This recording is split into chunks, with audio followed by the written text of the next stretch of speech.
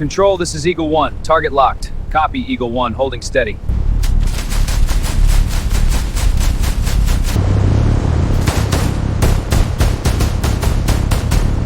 Nos habían ordenado mantener la formación y ahorrar munición, aunque los cazas ya cerraban el círculo sobre nosotros. Desde mi torreta lateral vi cómo repetían el mismo ángulo de ataque, y supe que el manual no nos sacaría de allí. En ese segundo rompí la orden, ajusté el fuego y cambié el ritmo del combate, mientras el cielo empezaba a arder a nuestro alrededor. Febrero de 1944. Cielo del noroeste de Europa, a gran altura, sobre una ruta de regreso que atravesaba nubes rotas y franjas de humo. Un bombardero estadounidense volvía de una misión diurna y ya no estaba dentro de la protección del grupo principal. Las formaciones que habían salido en masa de sus bases se habían estirado con el viento, el daño y la confusión de la retirada. En ese tramo de cielo, la distancia entre aparatos se convertía en vulnerabilidad. El ruido constante de los motores no era una garantía, era una carga. El avión llevaba combustible justo para cruzar el mar y aterrizar si todo salía bien. Y ya no estaba saliendo bien. Dentro del fuselaje, el ambiente tenía el olor mezclado de metal caliente, tela húmeda y pólvora vieja. La luz se filtraba a ratos por las ventanillas, dura, sin promesas, recortando las estructuras internas del avión. Los hombres iban sujetos por correas, con ropa gruesa y guantes, porque el frío a esa altura mordía incluso a los acostumbrados. Nadie hablaba si no era necesario. Cada frase en intercomunicador tenía que competir con el estruendo. El silencio no era calma. El silencio era economía. El artillero lateral, apostado en su puesto, veía más cielo que avión. Su mundo era una ventana ovalada, la curva del ala y el rastro pálido de condensación que a veces aparecía y desaparecía. Tenía los ojos entrenados para encontrar movimiento donde todo parecía inmóvil. No buscaba heroicidad, buscaba patrones. Aquel día, el patrón era el mismo que aparecía en los informes cuando un aparato quedaba solo. El acercamiento por la zona menos cubierta, la entrada por un ángulo que aprovechaba el punto ciego. La retirada rápida antes de que los otros puestos reaccionaran. La orden de fuego era conocida por todos. Había sido repetida por el mando y reforzada por instructores y jefes de tripulación. Fuego medido. Ráfagas cortas. No disparar por impulso. No vaciar munición contra sombras. No delatar la posición con trazadoras cuando el enemigo aún estaba lejos. La munición era limitada y el vuelo de regreso podía durar una eternidad. El protocolo no era capricho. Era disciplina para sobrevivir en misiones que se acumulaban día tras día. Pero el protocolo tenía una condición implícita: que la formación siguiera allí, que hubiera cruces de fuego, que el enemigo tuviera que decidir entre muchos blancos, que el cielo no se estrechara hasta caber en un solo avión. El bombardero ya mostraba señales de fatiga, un panel abollado, marcas oscuras cerca de una unión, algún cristal con grietas finas, como una telaraña contenida. No era un aparato nuevo. Era uno de tantos que volaban, volvían, se reparaban y volvían a salir. En la estructura se acumulaba el desgaste que no siempre se veía en tierra. Y el desgaste se pagaba arriba. El artillero lateral observó primero una variación en el horizonte, algo demasiado rápido para ser nube. Luego un destello. Luego una silueta que entraba y salía de la capa de humo como si la conociera. No gritó. Avisó por el intercomunicador con la voz más limpia que pudo. Un aviso corto, sin adornos. Dirección. Altura relativa. Velocidad aproximada. La tripulación estaba entrenada para entender sin dramatizar. Al otro lado del fuselaje, otro puesto respondió que también los tenía. No era uno. No era una amenaza aislada. Era un cerco. Cazas enemigos buscando el mismo objetivo con métodos que ya se habían visto. Atacar donde duele. Atacar donde el fuego defensivo tarda en cruzarse. Entrar, disparar, salir. Repetir hasta que el bombardero cediera. La tensión no subió de golpe. Se instaló, como el frío, que no golpea, sino que se queda. El jefe de la tripulación, desde su posición, intentó recomponer la situación en segundos. Primero pidió confirmación de munición y estado de armas.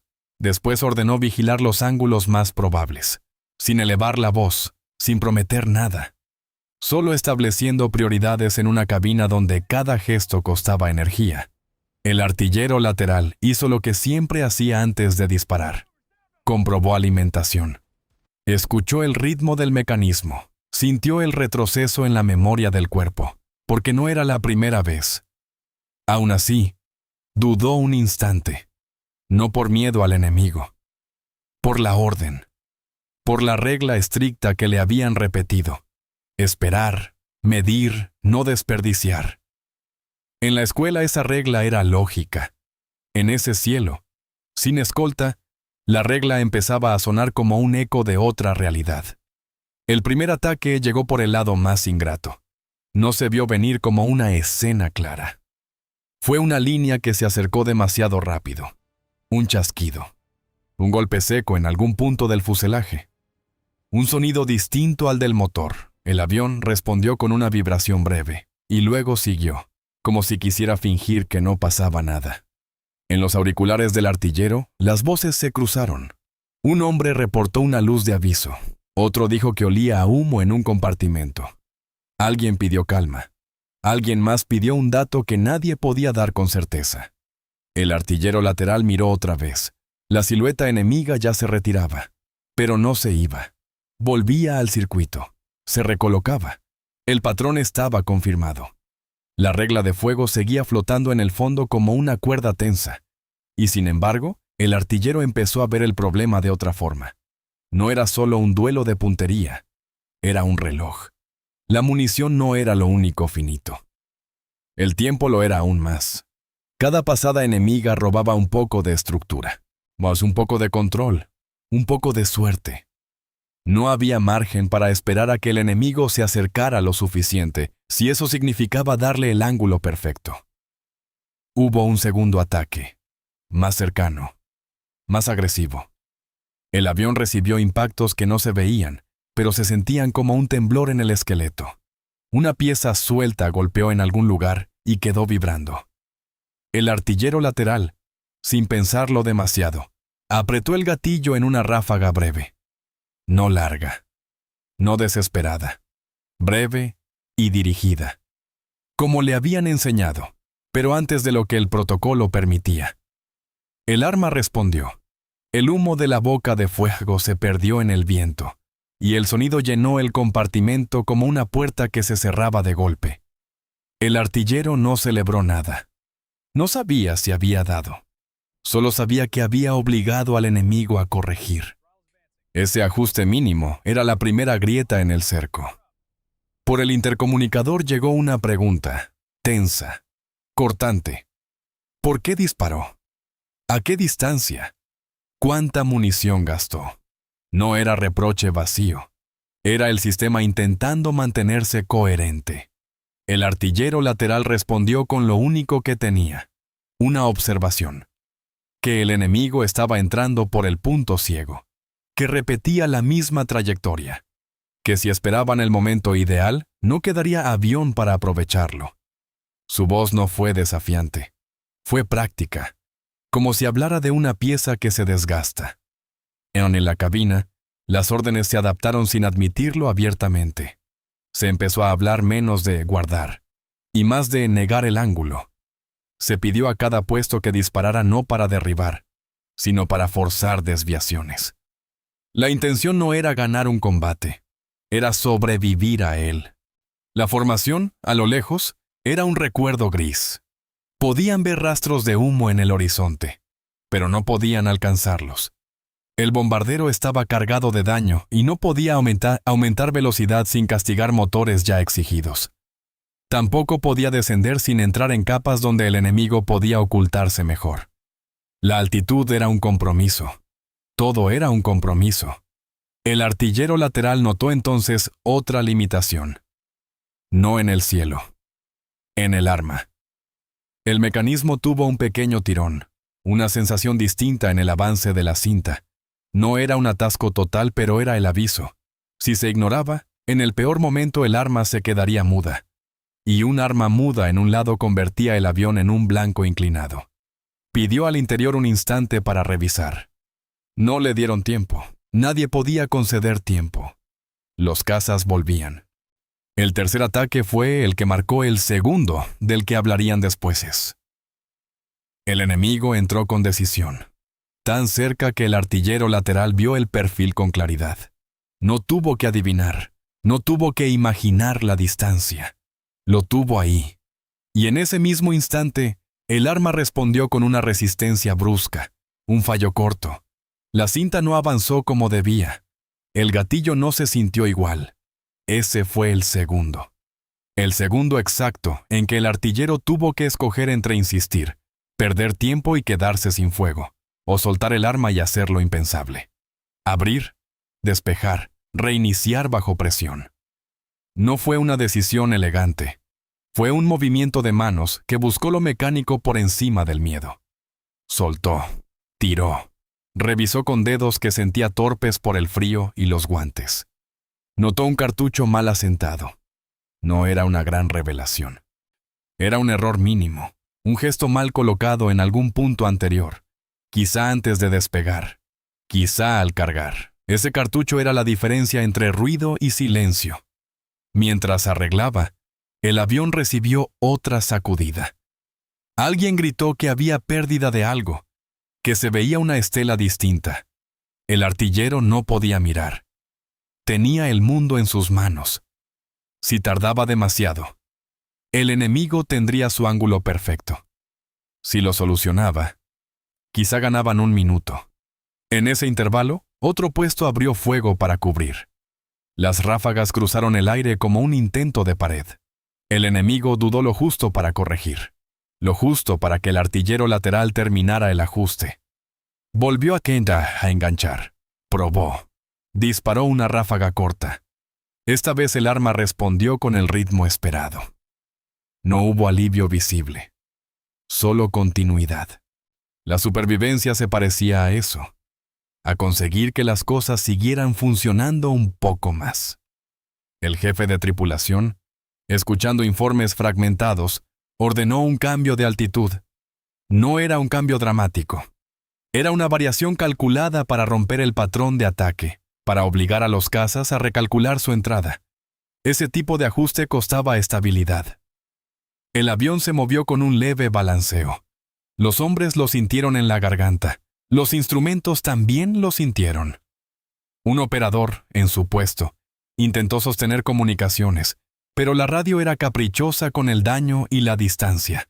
Las palabras llegaban incompletas. Un mensaje se perdía en estática. Otro se cortaba. La sensación de estar solos se volvió física. El artillero lateral volvió a disparar, no por impulso, sino siguiendo el nuevo criterio: negar el ángulo. Sus ráfagas se convirtieron en señales de «aquí no». No eran tiros de victoria. Eran tiros de frontera. En uno de los ataques siguientes, un impacto más serio cambió el interior. No fue una explosión cinematográfica. Fue un golpe y una consecuencia. Se oyó una especie de rasgado metálico. Luego el olor a humo aumentó de forma inmediata. Alguien reportó fuego en un punto interior. El control de daños, improvisado en un avión, comenzó con lo que había: extintores, mantas, manos. En tierra, el fuego se apaga con agua y espacio. En el aire, el fuego se negocia. Se le quita oxígeno. Se le quita combustible. Se le aísla con desesperación organizada.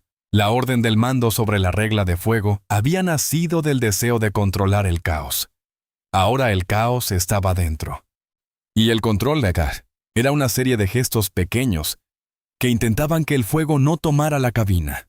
El artillero lateral, muy beneficioso, oyó en el intercomunicador una frase corta: no abrir ciertas compuertas. No ventilar de forma brusca. No alimentar el fuego. Eran reglas, otra vez, reglas hechas de experiencias anteriores. El problema era que el daño no seguía reglas. En ese tramo, el enemigo insistió. No porque fuera invencible, sino porque era su oportunidad. Un aparato aislado era una cifra probable. Los cazas volvían una y otra vez, buscando el punto donde el fuego defensivo no pudiera cruzarse. El artillero lateral, con el arma ya estabilizada, mantuvo su disciplina nueva, ráfagas cortas, siempre a tiempo, siempre con intención de desviar. En un momento, el avión se inclinó más de lo esperado. Una pérdida parcial de control. Un motor que respondía distinto. Una corrección tardía. Los hombres se agarraron a lo que tenían. El artillero lateral sintió que su puesto cambiaba de ángulo respecto al cielo. Ese cambio alteraba la puntería, alteraba el patrón del enemigo. Alteraba todo. La tensión con la autoridad no se expresaba en gritos. Se expresaba en la frase que se repetía. Mantengan el ritmo operativo. Como si el ritmo pudiera imponerse al daño. Como si el cielo se pudiera convencer. El pequeño equipo de hombres dentro del avión, cada uno en su puesto, empezó a operar con una lógica distinta. No estaban cumpliendo una misión. Estaban sosteniendo un sistema frágil. El artillero lateral entendió que su segundo de decisión no había sido solo sobre su arma. Había sido sobre el tipo de disciplina que estaban practicando. Disciplina rígida, hecha para condiciones ideales, o disciplina adaptativa, hecha para sobrevivir cuando lo ideal desaparece. En el interior, uno de los hombres trató de apagar un foco de fuego que se resistía. El humo se metía en la garganta. Los ojos lloraban. Las máscaras y equipos eran limitados. Se trabajaba con prisa contenida para no empeorar la situación. El artillero lateral, a ratos, tenía que elegir entre disparar y respirar. Abrir la boca para tomar aire significaba tragar humo. Cerrar la boca significaba aguantar con un pulso que ya estaba tenso. El frío exterior y el calor del fuego interior creaban un contraste absurdo. El tiempo no se medía en minutos. Se medía en pasadas enemigas. En cada pasada, la pregunta era la misma. ¿Seguirá el avión siendo un avión cuando termine? Poco a poco, las nubes cambiaron. La capa de humo que habían atravesado quedó atrás. Se abrió un tramo de cielo con visibilidad distinta. Eso no era alivio. Eso era exposición. La exposición era buena para orientarse y mala para esconderse. El jefe de tripulación intentó dirigir el rumbo hacia donde esperaba reencontrar cobertura. No tenía certeza. La navegación bajo daño era aproximación. La brújula podía mentir. Los instrumentos podían fallar. El mar, abajo, era un mapa sin marcas. En ese tramo, el enemigo cometió su propia prisa. Entró demasiado directo. El artillero lateral lo vio venir, ya sin duda, ya con una calma extraña. No calma emocional. Calma de tarea. Abrió fuego en ráfagas cortas, bien colocadas. El enemigo corrigió con violencia. La corrección lo sacó de su ángulo ideal. En la misma ventana de tiempo, otro puesto también disparó. Desde los fuegos se cruzaron por primera vez de forma efectiva. No se supo si hubo impacto decisivo. Lo que se supo fue que el enemigo se apartó y tardó en volver. Ese retraso, breve, fue oro. El oro, en el aire, es tiempo. Con ese tiempo, los hombres dentro del bombardero hicieron lo que no sale en los titulares. Reajustaron. Movieron lo que podían mover. Aseguraron lo que se soltaba. Revisaron cables.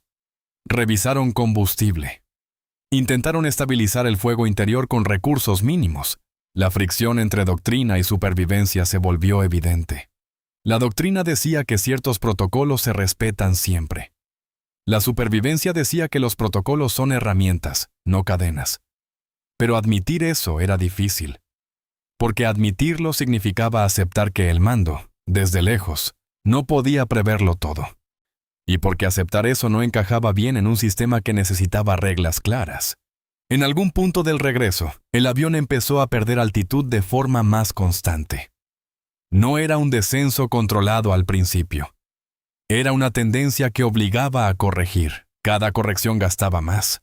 La tripulación tuvo que decidir un nuevo compromiso: mantener altura y arriesgar un fallo peor, o bajar poco a poco para aliviar el estrés del aparato. El artillero lateral se mantuvo en su puesto, no porque fuera valiente, porque era su función. Miraba el cielo, vigilaba las entradas, disparaba cuando el patrón lo exigía y, sobre todo, escuchaba. Escuchaba los cambios en el motor. Escuchaba la respiración en el intercomunicador. Escuchaba las pausas largas que no se explicaban. En esas pausas, el segundo se repetía en su cabeza sin convertirse en drama. Un cartucho mal asentado. Un gesto rápido. La decisión de abrir el mecanismo bajo fuego. Ese detalle mínimo, que en tierra sería un incidente menor, en ese cielo había decidido quién tenía posibilidad de llegar. Más tarde, en tierra, el análisis buscaría causas claras. Buscaría errores de preparación, fallos de coordinación, decisiones del mando. Se hablaría de fuego medido, de munición, de disciplina. Pero dentro del avión, la realidad había sido más simple. El enemigo entró donde el sistema era débil, y el sistema tuvo que improvisar sin confesarlo. Cuando por fin se percibió la cercanía de la costa amiga, no hubo celebración. Hubo concentración. Aterrizar un avión dañado era otra forma de combate. El ruido del motor cambiaba con cada ajuste. El humo interior todavía estaba allí, más leve pero presente. Los Yelosias hombres se prepararon para el impacto con la pista como se preparan para una última pasada enemiga, apretando dientes y siguiendo instrucciones. El artillero lateral, en su puesto, vio el suelo acercarse. Vio la textura del mar. Vio el cambio de luz. Todo parecía más real y, a la vez, más distante.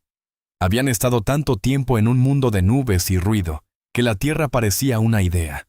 El aterrizaje fue brusco, pero no fue un desastre. El avión llegó con lo justo. Las ruedas tocaron. El fuselaje vibró. El aparato rodó, pesado, como si no quisiera rendirse. Finalmente se detuvo en una zona donde otros hombres corrieron a ayudar, con vehículos, extintores y manos entrenadas para recibir lo que llega roto. Cuando se abrió la escotilla y el aire exterior entró, el contraste fue inmediato. El frío de abajo no era el frío de arriba. Era un frío humano. El humo que había sido parte del interior salió, y con él salió una parte del esfuerzo que no se podía explicar con facilidad. La tripulación descendió sin teatralidad. Piernas rígidas, rostros cansados, guantes sucios. Nadie necesitaba decir que había sido cerca. La cercanía se veía en las marcas del fuselaje, en las piezas quemadas, en los paneles deformados. En los días siguientes, se redactaron partes. Se compararon testimonios, se intentó reconstruir el patrón del ataque. Se habló de procedimientos de fuego y de disciplina.